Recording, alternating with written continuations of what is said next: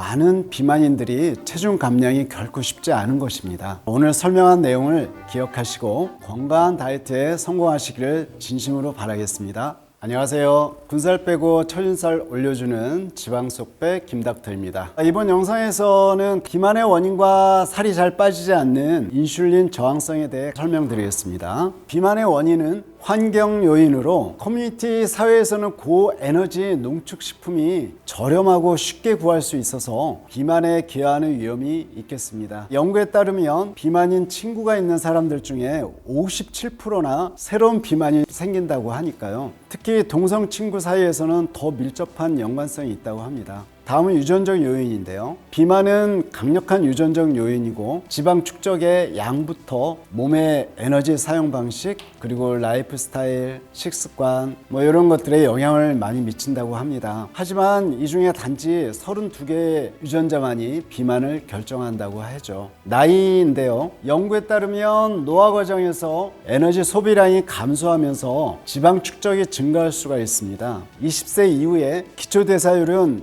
매 10년마다 2~3%씩 감소하고요. 70세까지 근골격량은 40% 감소를 합니다. 특히 남성은 65세에 체중과 체지방량이 최대이고 여성은 10년 후에인 75세에 최대치에 도달한다고 합니다. 다음은 장내 미생물입니다. 장내 세균이 비만과 관련된 요인 중에 하나로 알려져 있죠. 수조에 달하는 장내 세균 수는 인체의 세포 수의 10배나 달한다고 하니까요. 굉장히 많은 그러한 장내 세균이 있겠습니다. 흥미로운 연구 중 하나는 서구식 음식을 먹이던 쥐의 장내 세균을 저지방 식물성이 풍부한 음식을 먹이던 쥐에 이식을 했는데요. 2주 동안 같은 음식을 먹였음에도 불구하고 43%까지 체지방이 증가했다는 것입니다. 비만한 인간의 배설물 미생물을 쥐에게 이식했을 때도 비슷한 결과를 보였다고 합니다. 또 고강도 트레이닝을 3주간 실시한 후에도 장내 세균의 변화는 없었고요. 위장 절제술을 받고 1년 후에도 박테리아군은 그대로 유지되었다고 합니다. 이러한 결과들을 봤을 때 건강한 음식을 충분히 긴 기간 동안 유지하고 질 좋은 운동을 해야 체중을 감소시킬 수 있다고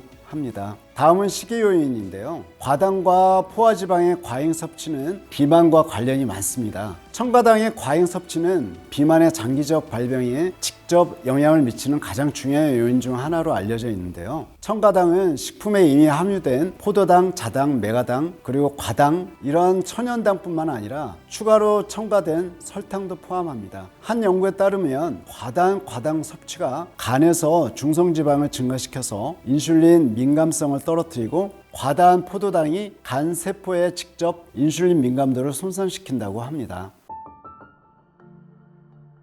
비만이 되고 인슐린 저항성이 생기는 과정은 다음과 같습니다. 정상적인 상황에서는 우리가 탄수화물이 함유된 음식물을 섭취하면 타액의 아밀라제와 함께 입속에서 당으로 분해되죠. 소화를 거쳐 혈류로 흡수가 됩니다. 혈류에서 이러한 당류는 근육이나 간 그리고 지방에 저장이 되죠. 그러나 활동량이 부족하거나 신진대사가 느리게 작동하는 상황에서는 체지방이 증가해서 비만이 발생할 수 있습니다. 이러한 비만이 장기간 지속되고 혈당 수치가 급격하게 상승하는 상황에서는 비만 지방 조직이 기능 장애를 일으켜서 인슐린 저항성이 발달하게 됩니다. 비만 지방 조직은 염증을 유발해서 때에 따라 해로운 물질로 쓰이는 물질들을 방출하게 되는데요. 이는 유리지방산과 활성산소 그리고 염증 유발 사이토카인 등이 포함됩니다. 이러한 물질들은 간, 근육, 췌장과 같은 비지방 기관의 세포 내부로 들어가서 조절 장애를 일으키고 인슐린 작용과 포도당 항상성을 방해해서 인슐린 신호 전달 경로에서 문제를 일으키게 됩니다. 이러한 과정은 과도한 활성산소하고 장기간의 낮은 등급의 전신염증을 유발해서 인슐린 저항성을 야기시킵니다. 그래서 장기간의 비만과 영양과잉은 지방 독성을 통해서 인슐린 저항성과 만성 전신염증으로 진행돼서 여러 임상적 질환을 유발할 수 있는 환경을 조성하죠. 인슐린 저항성이 생기면 몸 안에 많은 세포들이 점차 인슐린에 대한 민감도가 떨어지고 반응성을 잃게 됩니다. 이로 인해서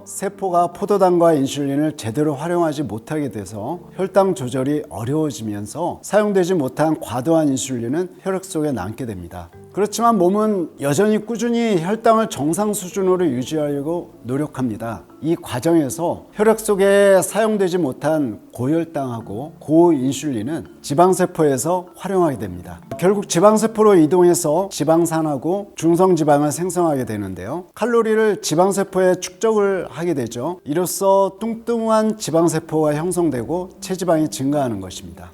제2형 당뇨병의 가장 큰 원인은 인슐린 저항성입니다. 비만인 사람들 중에 10%에서 25%만이 인슐린에 민감해서 건강한 상태라고 합니다. 그러나 비만인 사람들 중에 75%에서 90%가 인슐린 저항성을 겪고 있기 때문에 많은 비만인들이 체중 감량이 결코 쉽지 않은 것입니다. 꾸준한 다이어트와 균형 있는 식습관과 올바른 음식 선택이 중요하다는 것을 꼭 기억해 주세요.